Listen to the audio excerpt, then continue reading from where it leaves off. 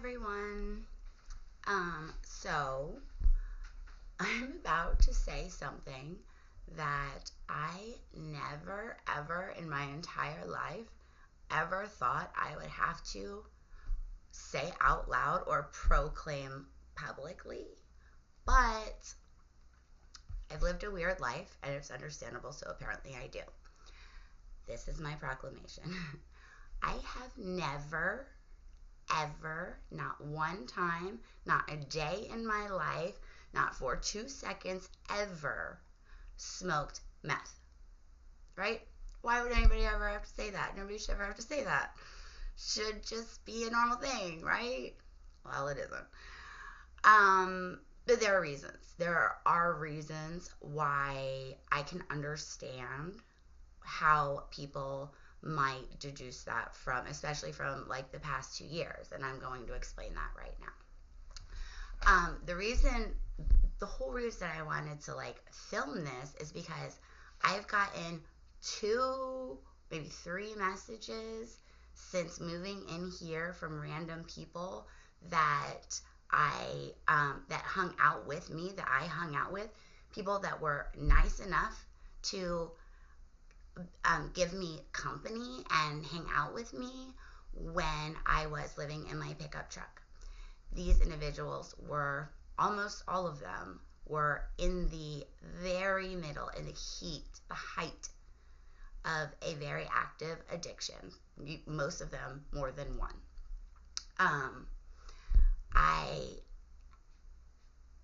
I have a lot of stuff to say about that. The first thing I have to say is, I've gotten a couple different messages. So for those of you who haven't gotten the scoop, back in the beginning of 2022, I was dealing and still am kind of dealing with a whole bunch of legal stuff, a lot of corruption, and I ended up living in my pickup truck for very specific reasons. And I'm not going to talk about that here, but if you are curious, I created a playlist on this channel linking the other channel, which is the channel that I have devoted just to kind of telling my story, because it's very important and it's a danger that people need to be aware. Parents need to be aware, so that you can protect yourselves and your children. So if you go on this channel, I made a playlist, and you go to my playlist on this channel, and you'll see there are 2 of them right now. It's just like the music that I listen to every single day, and I just made that public because I thought it was fun. But the other playlist is called My Courthouse Kidnapping. And if you go, I think it's about the annulment. I think the title is a 10-year annulment, a road to homelessness, or the road to homelessness. Or so, those are around the words that you'll see it under there. But I have all of the videos that I've done so far on that playlist in chronological order. So there's over 9 hours of footage, I think, and I'm maybe halfway done. There's a lot. So anyways, regardless, I ended up living in my pickup truck for a good while. And I was very much ostracized from my own family, from most of the people that I knew. The family thing was planned 100%. It was planned behind my back. The friend thing, I think, was just a lot of misunderstandings. And because I have been so sick for like the last 10 years, and I had stayed in my house. I mean, I'm not someone who goes out that much. Like before, when I would go out, even after Josh left, it was usually only in the summertime, mostly in the summertime, and it was like once a month when I would like get out. Maybe once a month. Sometimes I would go 3 or 4 months without going out or like socializing with any people who ever knew me, because I was in that home doing everything I could those 10 years. I was going to school, I was fighting my body, I was dealing with being in an abusive marriage. I mean, there was so much. So I think a lot of people just don't know me anymore. You know what I mean? And I have changed so much.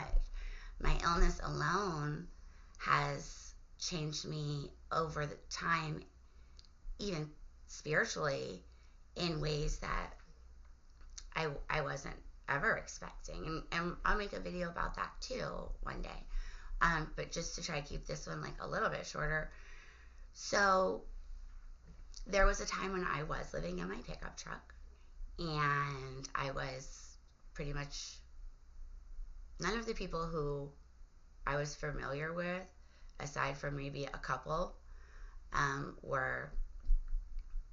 there was a lot of talking behind my back. There's a lot of people who live on my blocked list now that were once really good I thought they were really good friends. I mean, for a long time. So it was weird. But while that was happening, I did hang out with this group of people who I don't have contact with any of them anymore and haven't in quite some time. When I was in my pickup truck, before I sold my pickup truck, to get the RV, and I didn't have a bed. I didn't have shelter. I was living in my truck. And these individuals were nice enough. And I know that sounds crazy because you're like, they're drug addicts. They'll hang out with anybody. Nevertheless, regardless of if that's true or not, I am very grateful. I am very grateful. And I said in the beginning of the video that I get a couple different kinds of messages now from people. In that time in my life, which was very short, I was only like really surrounded, like in that little group for maybe 2 weeks, maybe 2-3 weeks. It wasn't very long at all. And I think they would probably all agree that I did not fit in that environment at all. But it is what it is.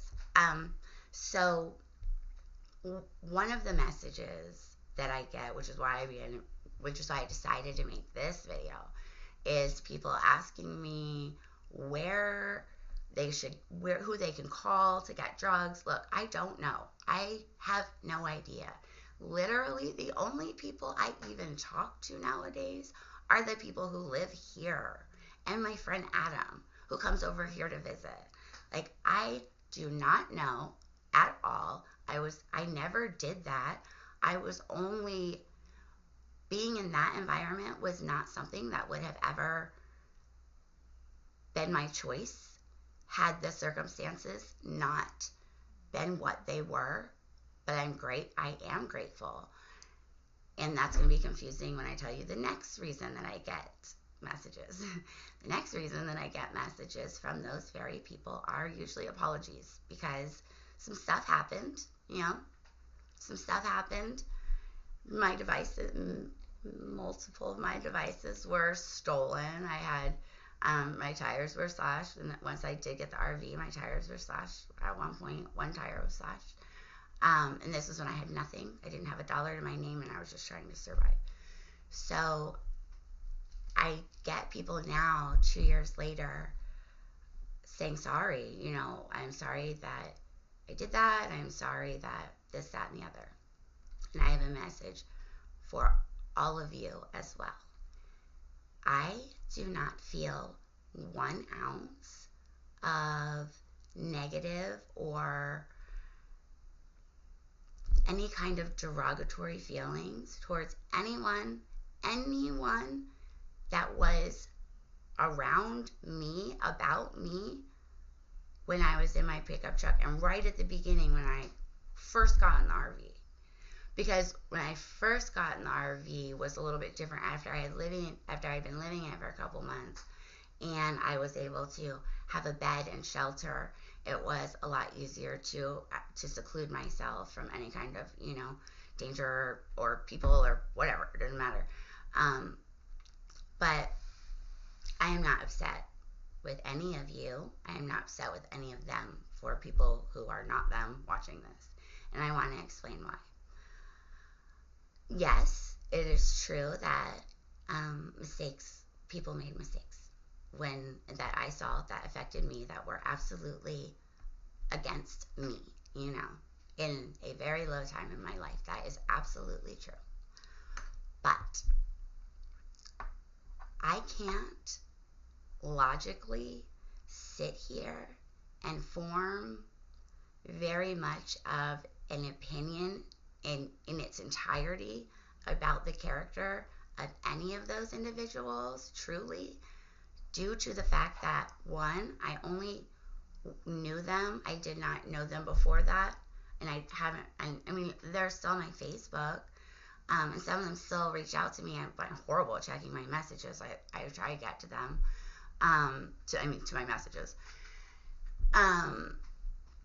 But all of them were right at the height of a very active addiction.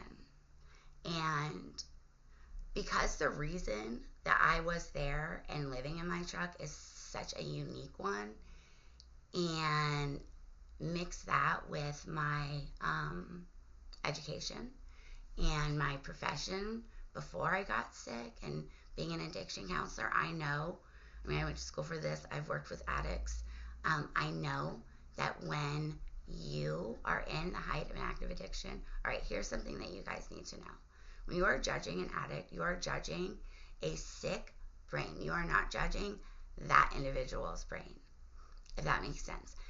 Every substance that we put in our body, for the most part, especially medications and drugs, will change.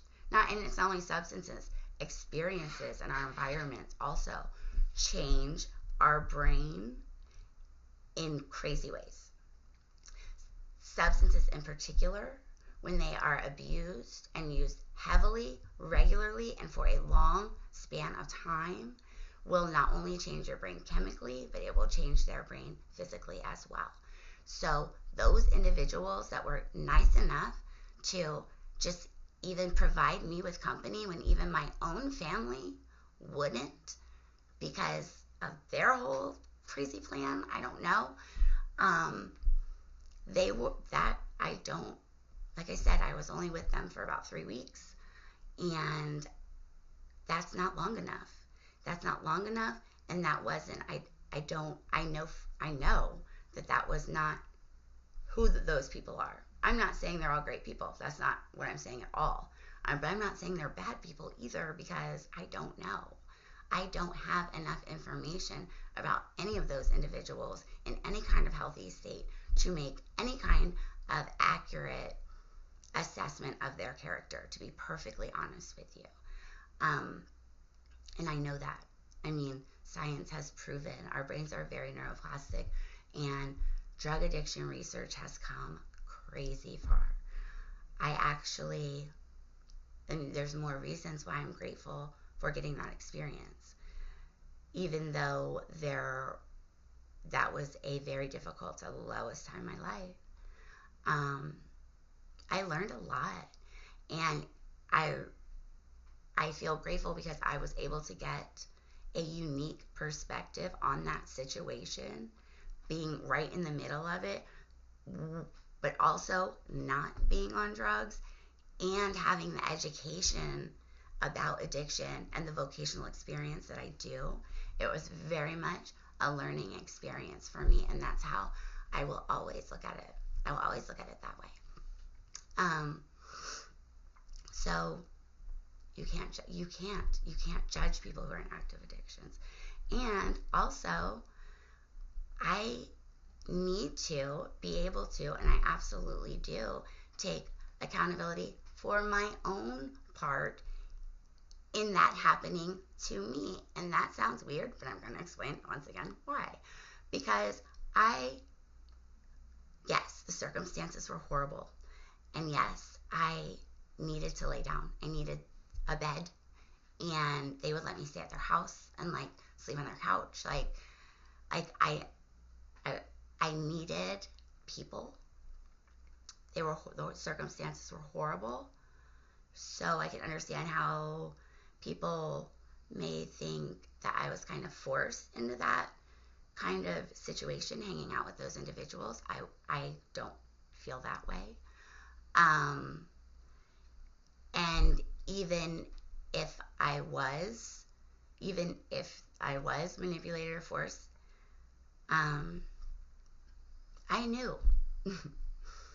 I knew that everyone did drugs. I was offered drugs multiple times a day, every single day, like hard drugs too, which I declined every single time. Eventually they stopped offering me because they were like, oh, she don't want it. But like, whatever. Like, I was always just like, no, thank you. And I would say something like, which is absolutely true. Like, I have enough health problems. I don't need to be putting other things in my body. And that's not a lie. I really do feel that way. Which is one of the reasons why I don't partake in those kinds of things. And I've never really been, I've never been curious about a lot of things. A lot of it, like, it just does not interest me so much. But I knew, I was educated. I went to school for this. I worked with addicts. I was very well versed in addict behavior. And regardless of why I was there, I absolutely knew that is a symptom of being very sick from the disease of addiction, are these horrible behaviors. I knew that. I was very well aware. There's nothing that I can say that I hadn't been warned. Like, if anybody would know that is addict behavior, it would be me, because I went to school for it. So in that circumstance, I feel like I knew I should have been more protective of my devices. I knew, and I don't know, it's so interesting to go back to look. It's so interesting to look at it now, to look at the whole situation now that time has distanced me from it and it from me. But regardless of the reasons why, I don't regret hanging out with those people at all. I'm very grateful for every single one of them. And even though I have lost touch because I'm so into my own thing, fighting for my kids and fighting for what's right and battling my body all the time, which is a daily fucking, this is my reality, and I will adapt and I will be fine. But I have lost touch, and that is not because I have any nasty feelings towards any of those people. I do not. And I hope that every single one of them can find recovery and peace and reach their potential and figure out what they were meant to do, why they were put here. And I can't say bad things about anybody that hung out with me swimming my pickup truck. I just can't, because I don't have any, I understand, I get it. But I do, all of you. My favorite messages are the ones where people are apologizing because they're in recovery. And I'm like, yes, that's awesome. Like, I am so proud of you. I am not mad at you. I'm not at all. Like, I want the best for you, and I do. And then the third type of message I get are just people being like, hey, where'd you go? Because I've been isolating here at my boyfriend's house for a long time, over a year, well over a year. And I needed that. I needed that to be able to compose my thoughts and pull myself together and heal from trauma and betrayal, and be able to really look and understand everything. So it's been a benefit. But no, I don't know where you can get meth. If I did know where you could get meth, I probably wouldn't tell you, honestly, because that would kind of go against my whole profession. Like, don't do meth. Stop it. I tried to get There were a couple of them when I was hanging out with them, and I was like, stop doing that. Like, this isn't good for you. Like, do you realize what you're doing? You are lighting toilet bowl cleaner, battery acid, Sudafed on fire, and inhaling it into your body. This should not need a, like, warning. Like, this is a bad idea all the way around. And I tried, but I didn't fight it. I wasn't going to sit there and be like, oh, I'm not going to hang out with you because you did, like, I wasn't in that kind of position in the first place. And it wouldn't have been any good. But I want all of you to get better. I do, and you deserve to get better. And I hung out with some people who are on drugs, but they're so smart. Like, some of you are so smart, and you don't realize how smart you are. I get it. I didn't realize that I was smart until I was, like, in my 30s. Probably because nobody ever expected me to be smart. Everybody's always just kind of expected me to be just, like, pretty and fun. And that's what the world wanted, so that's just what I gave them long enough to where I didn't realize how intelligent I am. And I feel like that's going on a lot with a lot of you, too. You deserve a beautiful life. You don't need to be worrying about tomorrow. Chasing a high is no way to live. You don't need to be stressing about your next court date. That is stress that you don't need, and you can absolutely end that for yourself if you want to hard. Like, if you want to badly enough, you have to want to, and nobody can do it for you. But I would love for maybe later, a couple years from now, where I can just, like, when my stuff is taken care of, and my children are better or psychologically on a better road to where we all need to be, I would love to come back and help. And I wish I could help those people right now.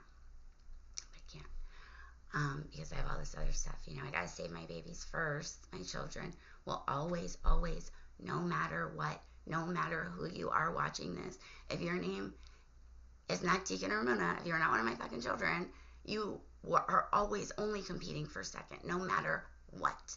They will always come first. And I am their mother.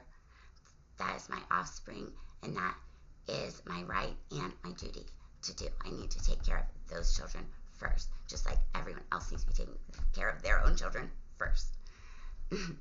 Jennifer. Anyways, but so as always, thank you for listening. If you want more, subscribe, or like I said, don't. It doesn't really matter, because this channel, and especially the other channel, aren't at least of right now, aren't intended for, like, money or anything. I'm doing this right now more for just, like, documentation and archival purposes, to be used later. I might have a whole game plan inside my head. Nobody knows. So much stuff going up here. But thank you for watching. I don't know where to get meth. I'm sorry. Stop doing meth. Please. But once again, thank you. And I hope everyone, as always, has the day that you exactly deserve.